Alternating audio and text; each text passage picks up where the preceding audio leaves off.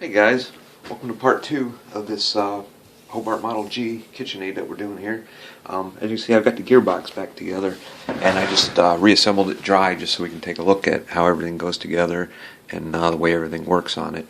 I'm going to go ahead, I'm going to put the gear lever in here. I'm just going to basically set it in here for now, just so I can operate these gears. But as you can see, this is in, I believe, I'm not sure what speed this is in, but we're going to rotate it through the speeds. And you can see how this works. Now, this gear right here is turned by the armature. As the motor spins, it turns this gear. And then this gear here obviously rotates this gear here that you can see down here. And right now, that one is turning this little gear here, which is connected to this gear, which is also connected to a gear in this shaft right here, and that goes to the end here, and there's another gear at 90 degrees, which rotates the shaft on the bottom, which connects to the planetary. I hope I explained that good. But anyways, if we rotate this around, you can see how that rotates. Now watch these gears. When I move this lever, you can see how it actually shifts gears. So instead of this one being in contact with the smaller gear, it's now in contact with the bigger gear, changing the gear ratio. Okay, so if we rotate it around now, you can see the difference. And let me go one more, and now you can see it brings this little gear in contact with the big gear, which really slows it down. So this must be speed 1, gear 1, gear 2, and then your gear 3. Which if I rotate this around, I believe this is like a 2-to-1 reduction here on third.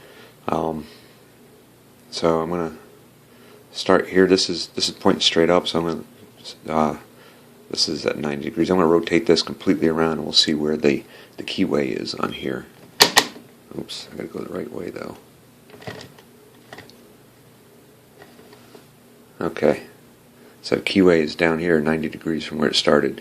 So that's like a 2-to-1 reduction there, and it just increases as you go, to like gear 2 and gear 3.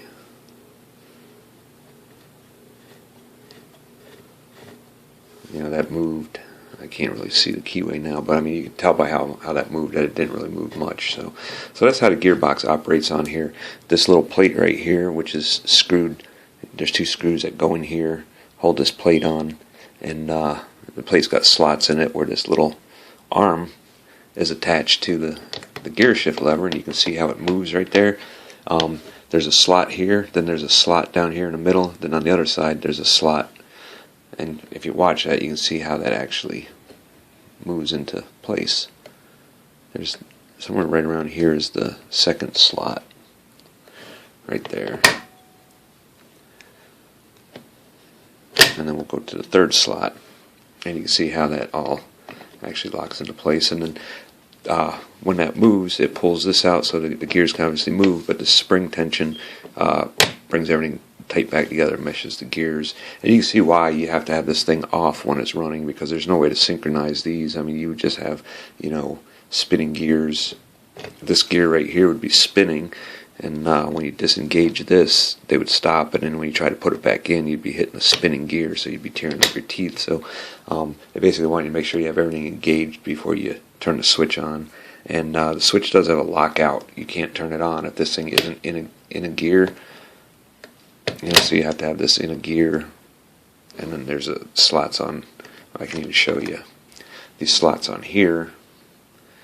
When you move the switch, there's a rod that comes over here, and it engages in these slots on there. And what that does is just make sure that it's locked in. It's not going to be on if it's in between. So you can put it there, turn it on. Then you have to turn it off because this will lock it. You can't switch the gear with it locked in there. So this little rod moves over, goes to the next gear, and then you can turn it back on. So it's a pretty neat setup. So now I'm going to go through and I'm going to start pulling everything back out of here, and we'll get everything lubed up and put back together.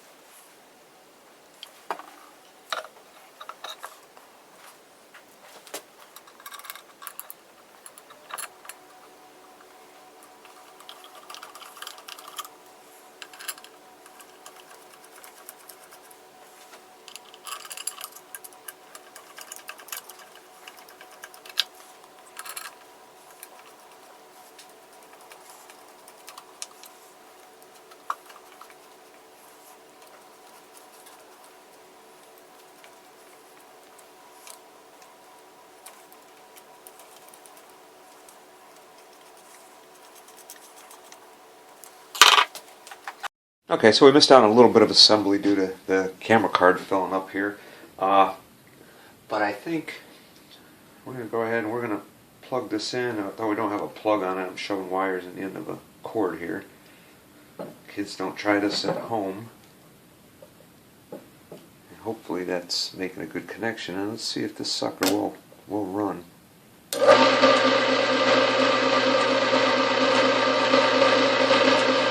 And there you have it. Sounds good too. Alright, so I've got to clean off my workspace here because I'm cluttered and I can't make heads or tail of anything. So let me get everything cleaned up and I'll be back. Alright, so before we get too far ahead of ourselves, we got to do a little bit of disassembly so that we can reassemble it again, because there's a couple parts that I left off because I was just trying to get it together in a hurry so that I could just make sure that it works, so I didn't put everything on it, then have to take everything apart again if I found out that it didn't work. So, there's lock washers here, and then there's the plastic ring where the wires go through, so the wires aren't up against the metal edge. I think those are the only two things that I didn't put in. So we're going to take it apart now and make sure we get these parts in.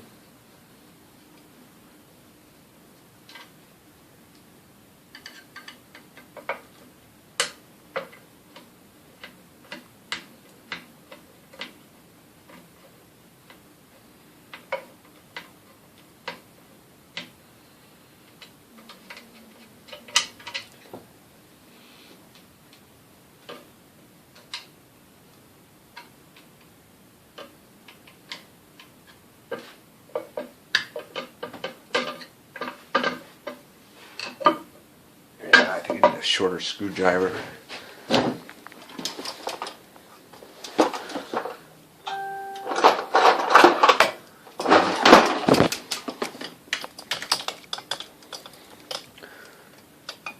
Yeah, definitely need a shorter screwdriver to get in here.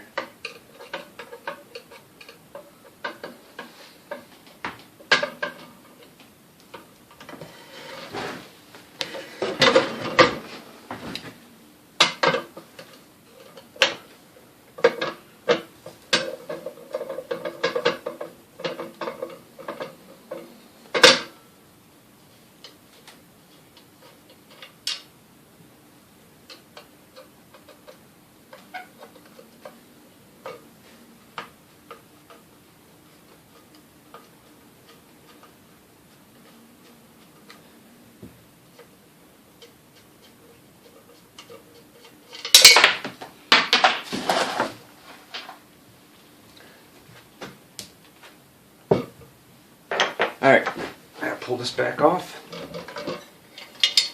And the sucker is heavy.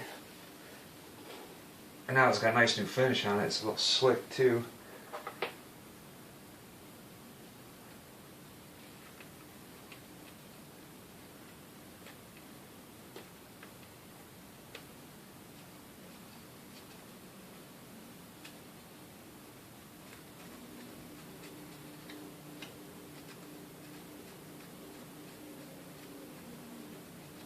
Alright, so we got our little wire sleeve on there. Now we just gotta fish everything right back down again. Boy, this motor is heavy. This is like 60 some pounds of motor right here.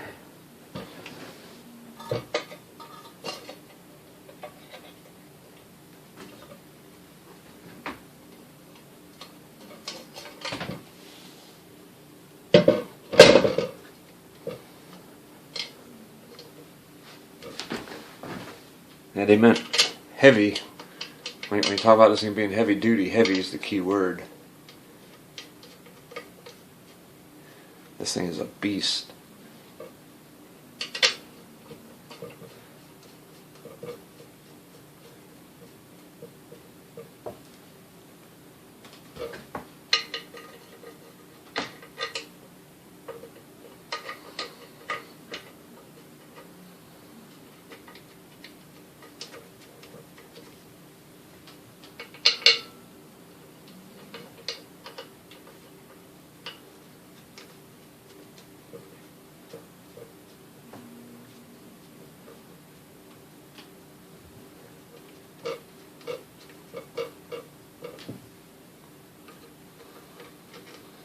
Oops. See? Already I'm forgetting something. Putting all these screws in, I forgot the lock washers. I think I buried them over here with a towel.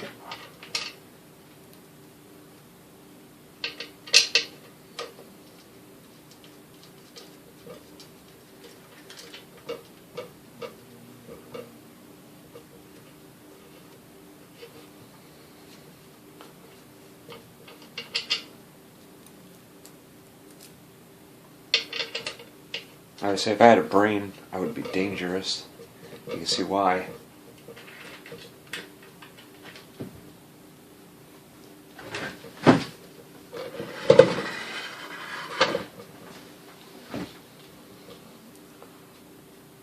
Man, hoisting this thing around the kitchen is not for the faint of heart. I mean, this is going to be one of those things that just goes on one spot on the counter and just stays there because I can't picture, like back in the day, some little old woman picking this thing up off her counter and just, putting it in a cupboard and taking it back out.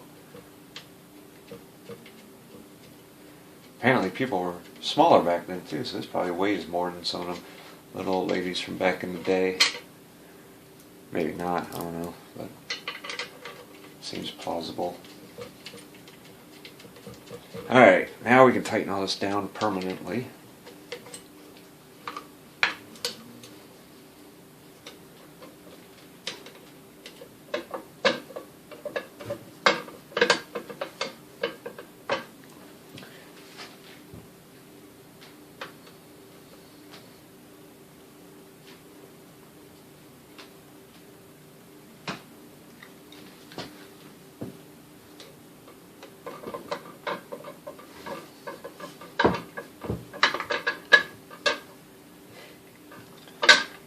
Alright.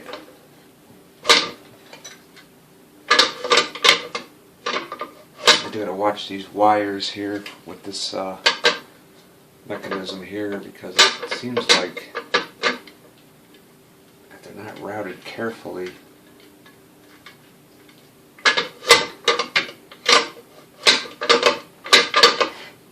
it's gonna catch on these wires. I can feel it pulling on the wires. That's something else I gotta watch out for here.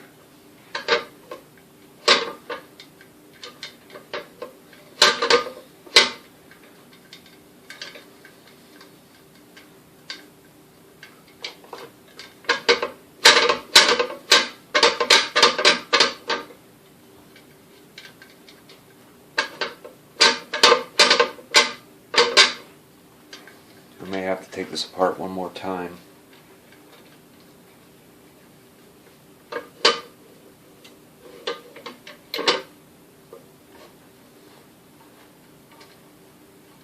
Yeah. We got another spot to route these wires here. Because I think what's happening is as that cam, that lever in there is going up and down, I think it's binding on the wires there. Eventually that'll just rub through and you're going to end up zapping yourself when you try to move this thing. This is a metal arm, you're going to move that and zap yourself. So I think I'm going to have to take this apart one more time and work on the routing of these wires here. And I'm not sure why it wouldn't have been an issue before. So let's take it apart one more time.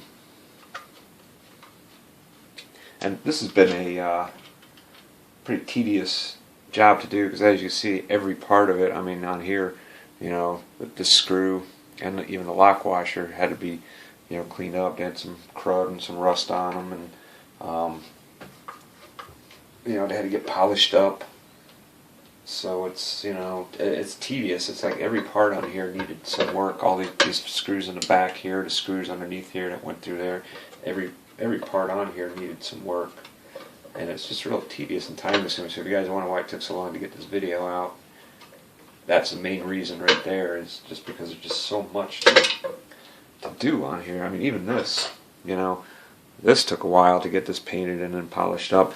And actually this had, at one time I believe this was actually chrome plated because there was you can still see a little bit of chrome in the corners here, and then right on the corner of the K there's a little bit of chrome, but I think the chrome it just wore off completely off of it. So I think that was actually chrome plated at one time, but it's all brass now.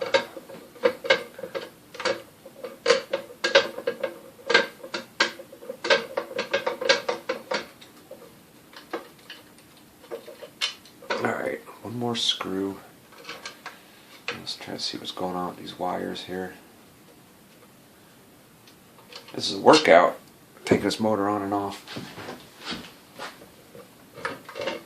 Alright. So there's like a little channel here that I can route these wires through. I never even noticed. I seen it when I was sandblasting it. But I had also seen, you know, on newer ones have that same channel and there's nothing in them, so now I see what that channel is for. It's actually pretty cool. It's like a channel to route your wires in. Perfect. There we go, there's no way you can find it now. I'm glad I took a look at that. Because I don't have another one here with a neck I can look at, but I'm pretty sure that it's got, you know, a little thin wall that goes, you know, from this corner and that corner. They form a little channel. I think even, you know, some of the newer ones have that in there, even though the cord comes out here.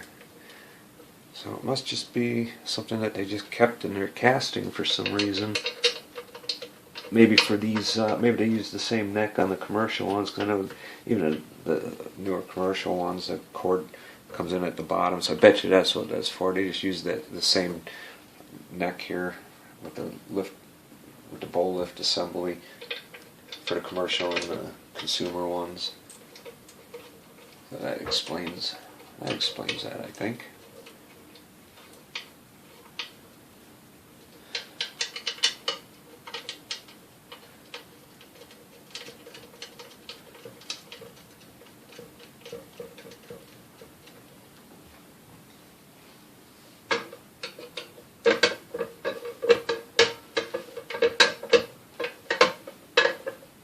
But I think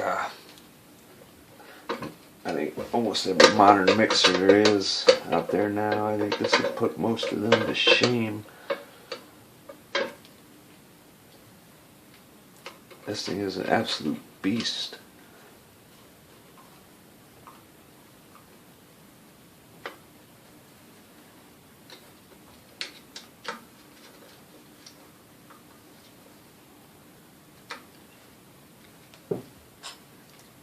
This is, let's see if this will tell me here.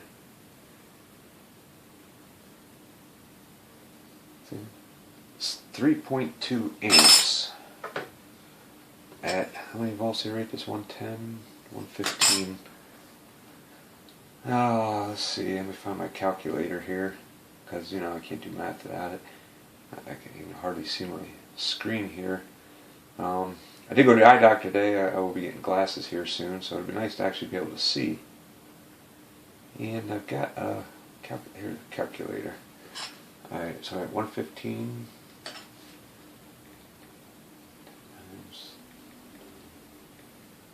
So this thing is massive, 368 watts.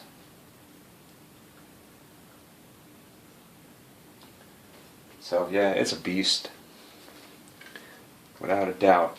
Alright, now we got that done. The arm still works good. Let's see what I want to work on next. I think I'll start putting some of the things like the badging on and all that. Oh, and this little thing on the top here, let me show you guys this.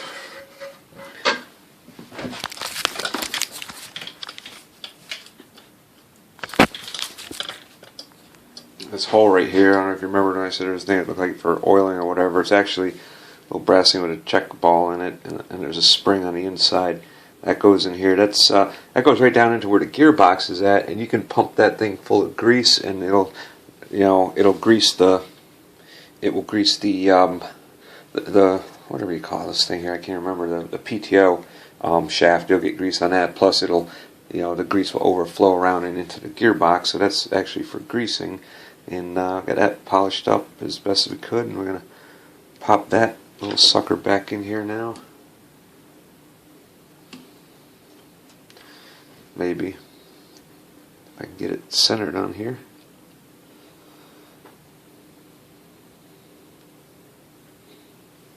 I know this thing, I didn't think I was going to get it out, but I was able to pop it out once everything got heated up.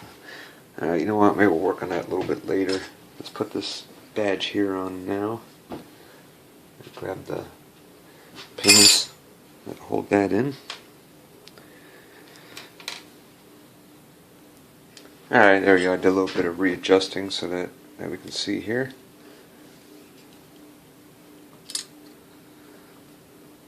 Let's see if we can just push that in with our fingers to start it.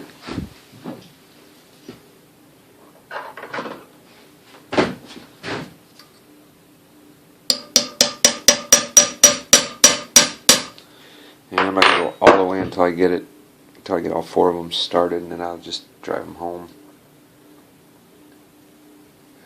I like the fact that they use these over rivets.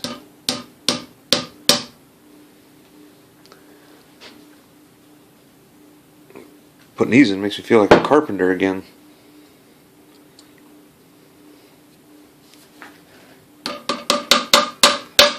You can tell I was a carpenter. I mean, who else would have a hammer like this? Not too many people have a Vaughn at home.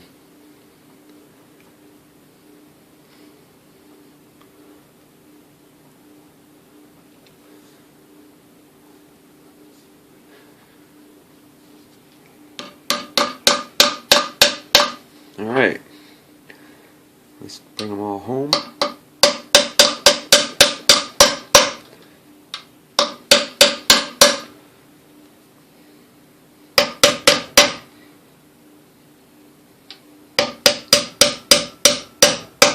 Glad I didn't look at this and find out I put it on upside down, because yeah, I'd have to separate these two and dry them out again, because there's no way they're coming out from the outside. Alright. So let me clean up a couple more parts here, and we'll get those thrown on. Alright, so yeah, we'll go ahead and we'll get all the little doodads attached to it now. I've got quite a few more parts polished up, ready to go back on.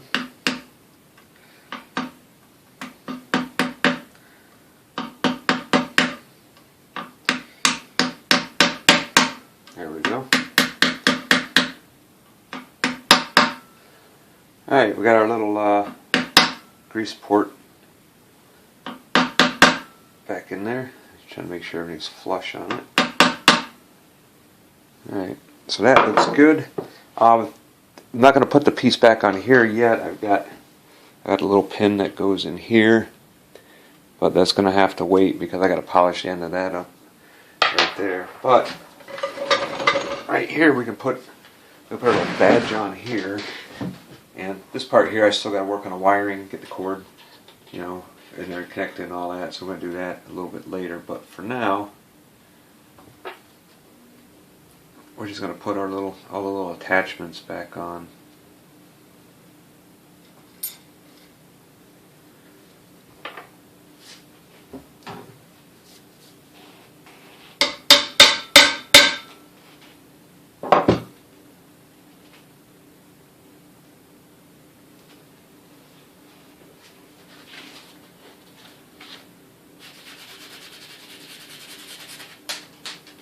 Come back.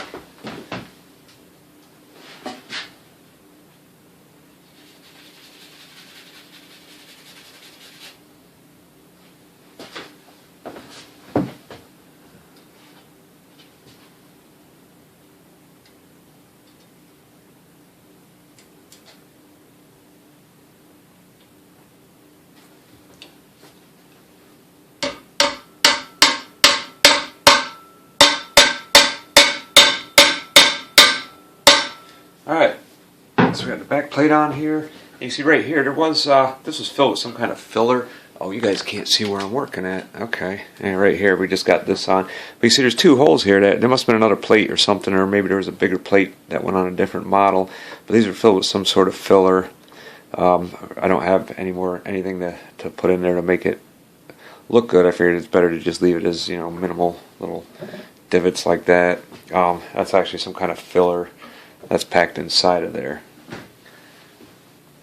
Right from the factory, and it was just painted over. Or maybe it wasn't as smooth as I thought. Maybe it was filled more with crud.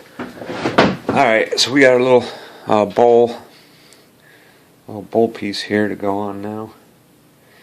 And I got wrong screws sitting here for it. I gotta have the right screws.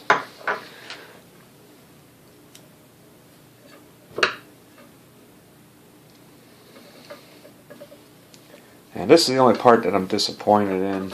It was in pretty rough shape, and I can't really polish it out any better than I have. But I can't coat it with anything. I can't coat it with silver or like a chrome powder, because whether it's paint or powder or whatever, as the bowl goes in and out, it's just going to start peeling it off, and it's going to look even worse than it does. So I got her polished up as well as I could, and like I said, it's the only part that I'm really not thrilled about.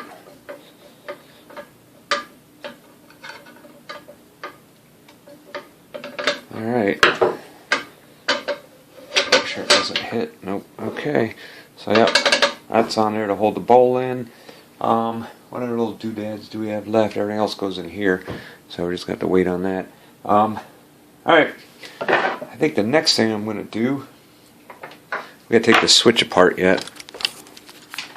Get down here where you guys can see, so you don't feel like you're leaning. Alright, so we're going to take this switch apart and make sure this is cleaned out really good.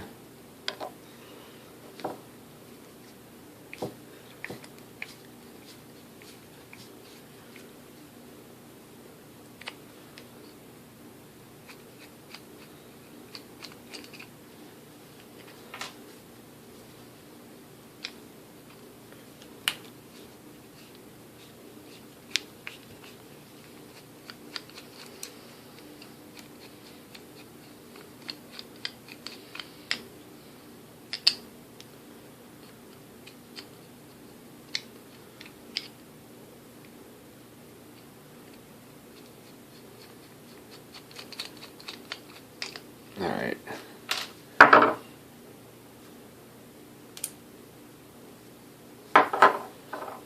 Okay, as you can see, basically see how the switch operates here. Oh, you can't with my hand in the way. Let me move this up a bit here. Alright, let's show you guys how the switch operates here. Pretty rudimentary. And then inside here, this either makes contact or it doesn't. Simple as that. So there's really not much to do on here. I mean, there's nothing. It's not packed full of dirt inside of there. More dirt on the outside than anything. So I'm gonna get this cleaned up, and we'll come back and put the switch back together. All right. So we got this all cleaned up. Switch looks really good. Now we just got to put it back together.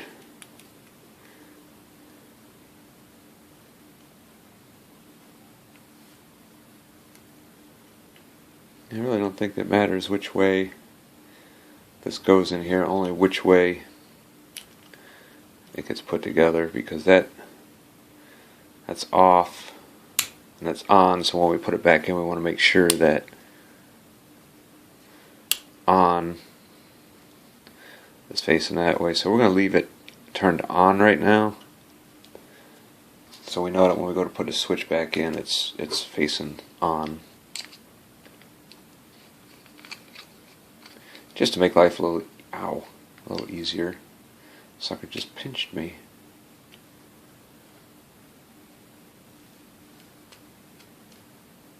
Dang, that hurt.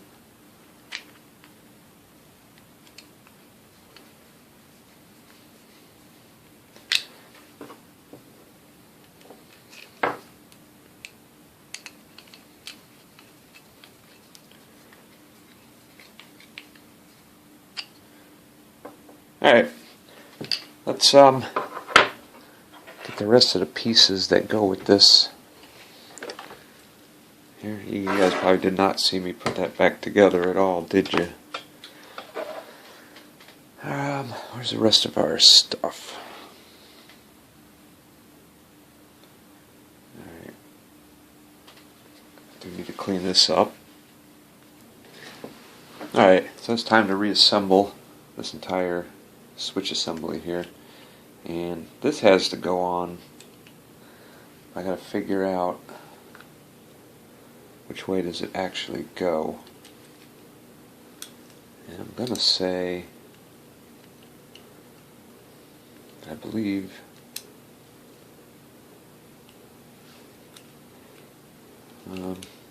I don't know yet. It must go like this. Nope.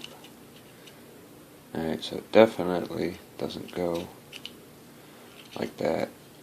Alright, so it goes like this. So yeah, that was pretty easy to figure out, I guess.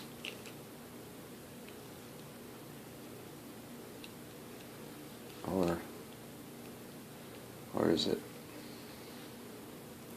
Now, if it doesn't work, we can always take it apart and put it back together again.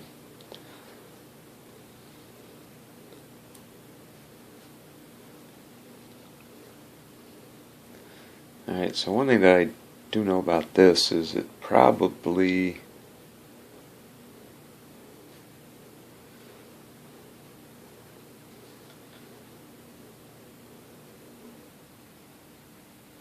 I don't know. I'm not sure how this goes, to tell you the truth. I'm going to say those go there. It's going to need some grease, I think, too. Just a little bit. I don't want to put none inside the switch, but on here I think we can put just a little bit. Just due to the fact that it does slide on those little round things there. So we'll just put a little bit of grease right where it slides. And we'll take it off where we don't need it. Alright, we got to get these little screws through the whole assembly here and here.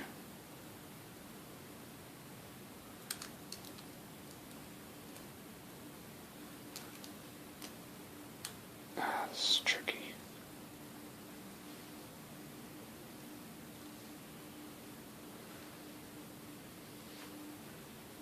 Especially when you got useless hands like mine.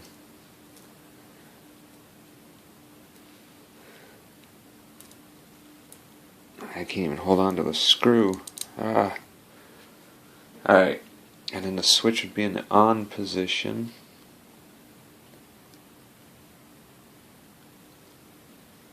So, something like that. I was trying to hold 6 things together at once here.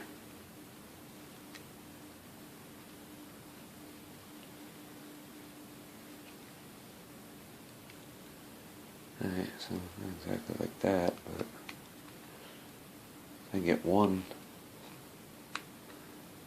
I got one caught. Now I can get the other, I think.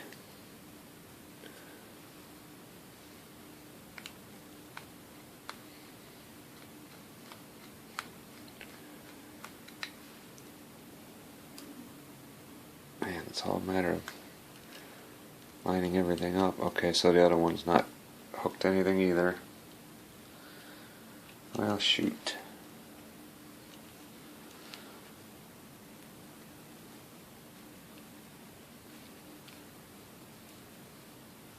Alright, that one's in. Can we get this one in?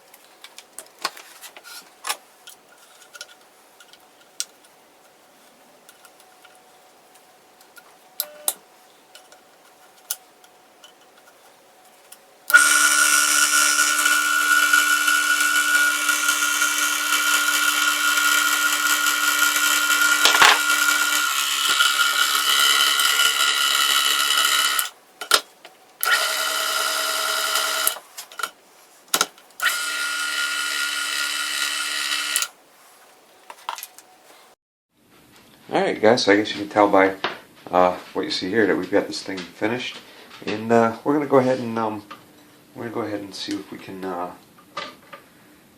get this thing going for you guys here, and then we'll go through and we'll take a look at all the individual parts of it. But anyways, I got this thing in, this is your gear shifter here. You got 3 speeds on it, the on off switch, and to turn this on, if you have this like in between gears, you can't turn it on. Alright, so you have to have it in gear, and then you turn your switch on, and once your switch is on, you cannot move the gear. It doesn't move, it locks it in there. Alright, so you see it's running nice and smooth. Let's shut it off and go up to second gear.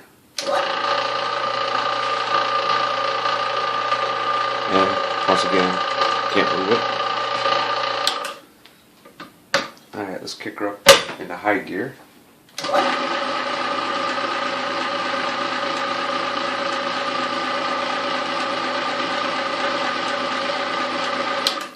Alright, so you see this thing is a beast.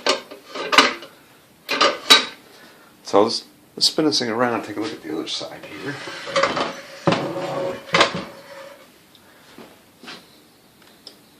And you can see we got the decal that she sent on there, which is very professional looking decal. So it really looks good on here. You see the fuse back here, still a 15-watt fuse. I haven't found an 8 amp fuse anywhere, so gotta keep looking for that. Got your little oiling cap right there, and it's got new wicks stuffed in there. So anyways, this thing was definitely a pleasure to work on. I mean, I really enjoyed doing this one here. It took a while, like I was saying, there's every little part on here. You got this, and these, and this little pin, and the thing here, and every screw. I mean, this thing's got a million screws on it. All those had to be cleaned and polished. I mean, there was just so much that had to be cleaned and polished on here.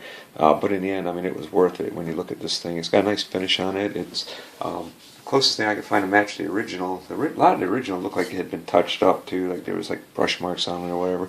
But it's a nice silver color that we got on here, and yeah, this one turned out really good. Runs great. Super heavy duty. I mean, I'm really impressed with, for I don't know what year this is, but really impressed with the construction of it, with the gears and the gearbox and the way the transmission operates and all that. I mean, it's very, very impressive. So it was nice to finally get to this one, and you can see why I wanted to make sure I had all my other stuff done before I went and got to this one here, because not only once I had this apart, did the parts take up a lot of room. I mean, I had multiple shelves with parts laid out on them, but just the time that it took to do this, to get this one done, I would have had a lot of work just backed up even longer. So it was a shame that this one had to sit so long before I got to it, and I'd been looking forward to it for so long, as I'm sure the owner was too. But Lucy was very patient, and yeah, I think it's going to be worth the wait when she gets this back. But anyways, if you guys have any questions about this beast, I don't know much about it. As far as history and stuff like that. I mean, you can put questions in the group. Somebody in the group, which I'll link down below, may know more about this than I do, because I really don't know a whole lot about it. But I do know that it was fun to work on, and it's a nice heavy duty machine. And we gotta try and somehow figure out how we're gonna get this thing packed up and shipped back to Texas.